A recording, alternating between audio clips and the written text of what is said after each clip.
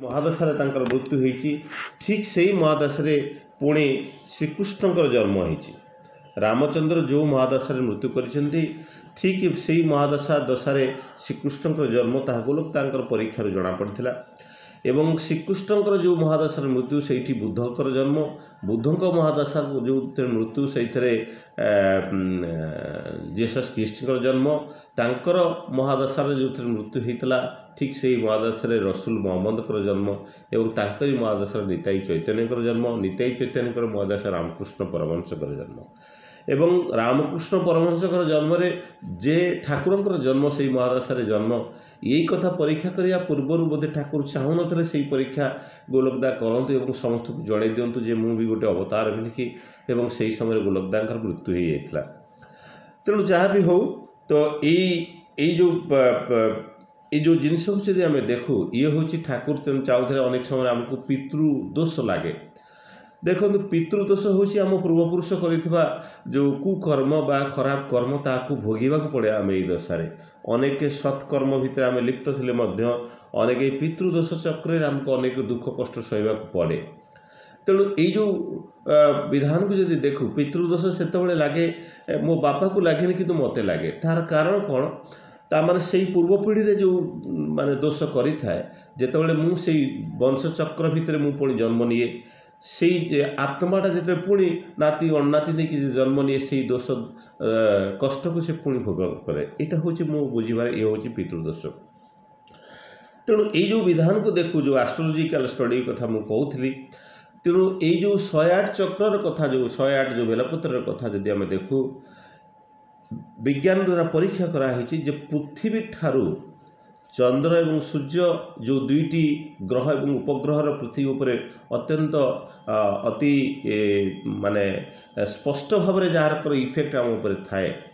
ସୂର୍ଯ୍ୟ ମାନେ ଆମେ ଜାଣିଛୁ ସୂର୍ଯ୍ୟ ଏବଂ ପୃଥିବୀ ଆମର ଯେଉଁ ମାନେ ଏକ ମାନେ ମେଷ ଲଗ୍ନରେ ଯେମିତି ରହନ୍ତି ଏବଂ ଚନ୍ଦ୍ର ଯେମିତି ସପ୍ତମ ଗ୍ରହରେ ରହନ୍ତି, ତାର ଠିକ୍ ଅପୋଜିଟ୍ରେ ଯେମିତି ରହନ୍ତି।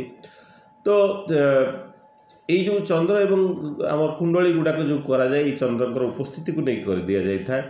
ତେଣୁ ଏଇ ଯେଉଁ ମାନେ ସୂର୍ଯ୍ୟ ତାଙ୍କ ବ୍ୟାସାର୍ଦ୍ଧ ଯେତିକି ଅଛି, ତାଙ୍କ ବ୍ୟାସାର୍ଦ୍ଧର 108 ଗୁଣ ଦୂରତାରେ ପୃଥିବୀ ଠାରୁ ଅବସ୍ଥାନ କରନ୍ତି।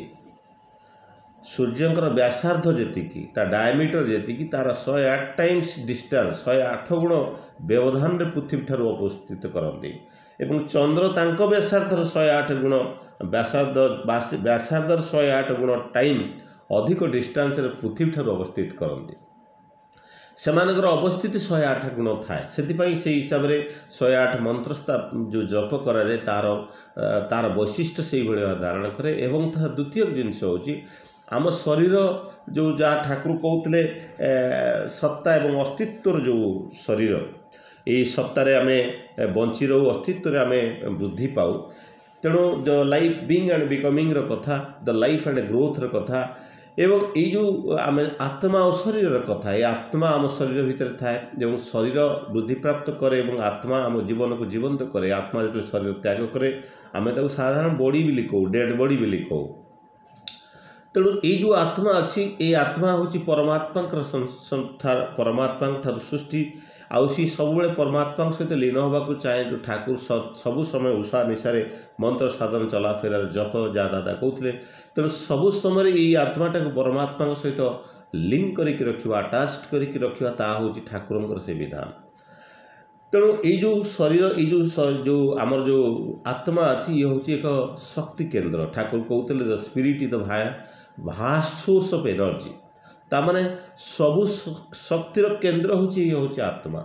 ଏବଂ ଏଇ ସ୍ପିରିଟ୍ ଠାକୁର କହୁଥିଲେ it create the consciousness in our body, ମାନେ କନଷ୍ଟାଣ୍ଟ କନସିୟସନେସ୍।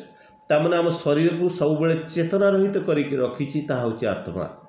ଆମ ଭିତରେ ଚେତନା ଅଛି, ଯେଉଁ ଚେତନା ବଳରେ ମୁଁ ଜାଣିପାରୁଛି, କଥା କହିପାରୁଛି, ହସୁଛି, ଖେଳୁଛି, ଯାହା କିଛି କରିପାରୁଛି, ଇଏ ହେଉଛି ଚେତନା।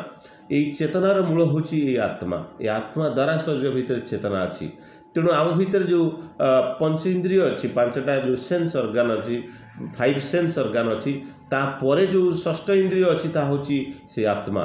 ତେଣୁ ଏ ଯେଉଁ ଆମର ଯେଉଁ ଆଖି ନାକ କାନ, ଯାହାଦ୍ୱାରା ଆମେ ଚର୍ମ, ଯାହାଦ୍ୱାରା ଆମେ ସବୁକିଛି ସ୍ପର୍ଶ ଅନୁଭବ କରିପାରୁଛୁ, ଯେଉଁ କନସିୟସନେସଟାକୁ ଅନୁଭବ କରିପାରୁଛୁ, ଇଏ ହେଉଛି ଚେତନା ଏବଂ ଇଏ ହେଉଛି କନସିୟସ୍। ତେଣୁ ତା ଭିତରେ ଆମ ଭିତର ପଟେ ଯେଉଁ ଆତ୍ମା ଅଛି ତାହା ହେଉଛି ଆତ୍ମିକ ଚେତନା।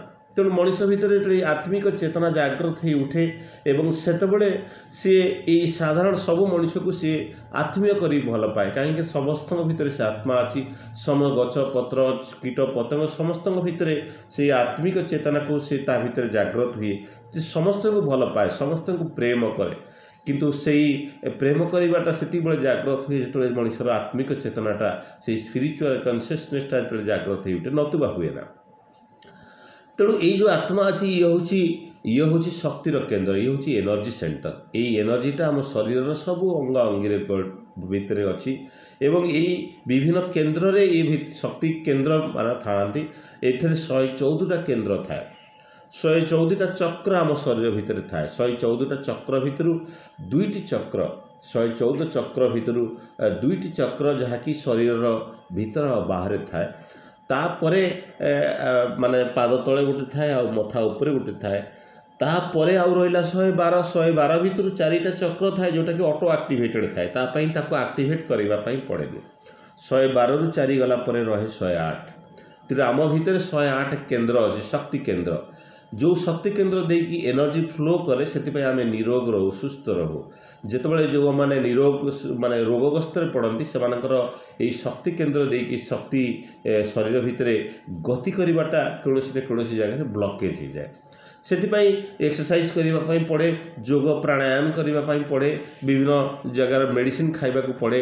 ଯେଉଁ ମେଡ଼ିସିନ ବଳରେ ଆମ ଯେଉଁ ହର୍ମୋନାଲ ଡିଜର୍ଡର ହୁଏ, ଏ ହର୍ମୋନ ଗୁଡ଼ାକର ଠାକୁର କହୁଥିଲେ ଆମ ବଡ଼ି ଯାହା ଅଛି, it is the game of ହର୍ମୋନର ଖେଳ। ଏ ହର୍ମୋନ ଗୁଡ଼ାକ ହେଉଛି ସବୁ ଗୋଟେ ଅର୍ଗାନିକ୍ ସବଷ୍ଟାନ୍ସେସ୍ ବା କେମିକାଲ, ଯେଉଁଟାକି ଆମ ବଡ଼ିରେ ସିକ୍ରିସନ୍ କରେ ବଡ଼ିର ବିଭିନ୍ନ ମେଟାବଲିକ୍ ଆକ୍ଟିଭିଟିକୁ, ବିଭିନ୍ନ ଆକ୍ଟିଭିଟିକୁ ଜାଗ୍ରତ ରଖିବା ପାଇଁ। ତେଣୁ ଏଇ ଯେଉଁ ଆଉ 112ରୁ 4ଟା ଚାଲିଗଲା ପରେ ଆଉ ରହିଲା 108 ଯେଉଁ କେନ୍ଦ୍ର ଥାଏ, এই 108 କେନ୍ଦ୍ରକୁ ଆକ୍ଟିଭେଟ୍ କରିବା ପାଇଁ ବିଭିନ୍ନ ପ୍ରକାର ମନ୍ତ୍ର ଉଚ୍ଚାରଣ କରିବା ମାଧ୍ୟମରେ ମଧ୍ୟ 108 କେନ୍ଦ୍ରକୁ ଆକ୍ଟିଭେଟ୍ କରାଯାଏ। ସେଥିପାଇଁ 108ଟା ମନ୍ତ୍ର ଥିଲା, କିନ୍ତୁ ଆଜିକାଲି ତାକୁ ସରଳ ସୁବିଧା ହେଇକି 108 ଥର ଓಂ ନମ ଶିବାୟ କରିଦିଆଯାଉଛି। ଓಂ ଭଗବତେ ବାସୁଦେବାୟ ନମ କରିକି ତୁଳସୀ ପତ୍ର ଦିଆଯାଉଛି। କିନ୍ତୁ ତାର ସେ ଯେଉଁ ପୁରୁଣା ଯେଉଁ ମନ୍ତ୍ର ଥିଲା, ଦେଖିବେ ସେସବୁ ମନ୍ତ୍ର ଉଚ୍ଚାରଣ କରିବା ଭିତରେ କ'ଣ ହୁଏ, ଶରୀର ଭିତରେ କମ୍ପନ ସୃଷ୍ଟି ହୁଏ। ମୁଁ ଯେତେବେଳେ କଥା କହୁଛି ଯେତେବେଳେ ମୁଁ ଉଚ୍ଚାରଣ କରୁଛି, ଓମ୍ ଯେଉଁ ପ୍ରଥମ ଶବ୍ଦ ଯେଉଁ ଥିଲା, ଓମ୍ ଯେତେବେଳେ ମୁଁ ଉଚ୍ଚାରଣ କରୁଛି, ଓ ଉ ମ 3ଟି ଧାରାରେ ତିଆରି, এই ଓ ଉଚ୍ଚାରଣ କଲାବେଳକୁ ମୋ ନାଭିକେନ୍ଦ୍ର ଉପରେ ପ୍ରେସର ଡାଲେ। ତେଣୁ ତା ଭିତରେ ଯେଉଁ ୱାଟର ଅଛି, ପାଣି ଅଛି, ପାଣିଟା ୱାଟର ଡ୍ରପଲେଟ୍ରେ କନଭର୍ଟ ହେଇକି ଶରୀରରେ ୱାଟର ବାଲାନ୍ସଟାକୁ କରେ। ଯେଉଁ ବାତ ପିତ୍ତ କଫ ଯେଉଁ 3ଟା ଜିନିଷ ବାଲାନ୍ସ ହୁଏ ତାରି ଭିତରେ ଦେଇକି ଉଚ୍ଚାରଣ କଲାବେଳକୁ ମୋ ଛାତି ଭିତରେ ଅନାହତ ଚକ୍ର ଉପରେ ପ୍ରେସର ଡାଲେ। ମ ଉଚ୍ଚାରଣ କଲାବେଳକୁ ମୋର ଯେଉଁ ଗଳା ଭିତରେ, ଯେଉଁ ଗଳା ପାଖରେ ଯେଉଁ କେନ୍ଦ୍ର ଅଛି ବିଶୁଦ୍ଧ ଚକ୍ର, ସେ ବିଶୁଦ୍ଧ ଚକ୍ର ଉପରେ ତା'ର ପ୍ରଭାବ ରହେ। ତେଣୁ ଏସବୁ ଜିନିଷ ଯେଉଁ ଚକ୍ର ଅଛି, ଏ ଯେଉଁ 108 ଚକ୍ର ଅଛି, ସେ 108 ଚକ୍ରକୁ ଆକ୍ଟିଭେଟ୍ କରିବା ପାଇଁ 108 ବେଲପତ୍ର ଚଢ଼ିବାକୁ ବିଧାନ ଥିଲା। ତେବେ এই 108 ଚକ୍ର ମୂଳତଃ ବର୍ତ୍ତମାନ ଶରୀର ଭିତରେ ଦେଖାଯାଏ 7ଟି ଚକ୍ର ଭିତରେ ହିଁ କେନ୍ଦ୍ରାୟିତ। এই 7 ଚକ୍ରକୁ ଇଏ ବିଭିନ୍ନ ଶରୀରର ବିଭିନ୍ନ ସ୍ନାୟୁବିକ ପ୍ରକ୍ରିୟା ଦ୍ୱାରା ବିଭିନ୍ନ ଜାଗାରେ ଜଡ଼ିତ ହେଇକି ଥାଏ।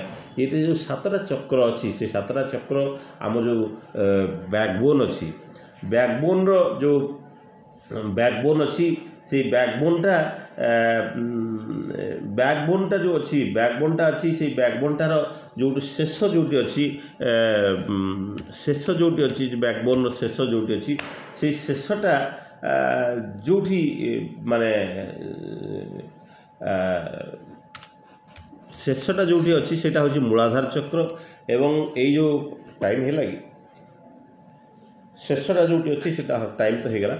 ତେଣୁ ଶେଷଟା ଯେଉଁଠି ଅଛି ସେଇଟା ମୂଳାଧାର ଚକ୍ର, ସେଠି ତାପରେ ସ୍ୱାଦିଷ୍ଠାନ, ତାପରେ ଆଗ୍ନେୟ ଚକ୍ର, ଅନାହତ ଚକ୍ର, ଏମିତି ସବୁ ବିଭିନ୍ନ ପ୍ରକାର ଅଛି। ତ ସମୟ ତ ହେଇଯାଇଛି, ତେଣୁ ଏସବୁ ଚକ୍ର ସାଧନ କଥା ଆମେ ପରେ ଡିସ୍କସନ୍ କରିବା। ତେଣୁ ସମସ୍ତଙ୍କର ଶାନ୍ତି ସ୍ୱସ୍ତି ବିଧାନ ପାଇଁ ପରମପିତାଙ୍କ ନିକଟରେ ପ୍ରାର୍ଥନା କରି ରହୁଛି। ସମସ୍ତେ ନିରୋଗ ରୁହନ୍ତୁ, ସମସ୍ତେ ସୁସ୍ଥ ରୁହନ୍ତୁ, ସମସ୍ତେ ସୁସ୍ଥ ରୁହନ୍ତୁ, ତାହା ହିଁ ପରମପିତାଙ୍କ ନିକଟରେ ପ୍ରାର୍ଥନା। ବନ୍ଦେ ପୁରୁଷୋତ୍ତମମ୍, ବନ୍ଦେ ପୁରୁଷୋତ୍ତମମ୍, ବନ୍ଦେ ପୁରୁଷୋତ୍ତମମ୍। ଦାଦା ଜୟ ଗୁରୁ।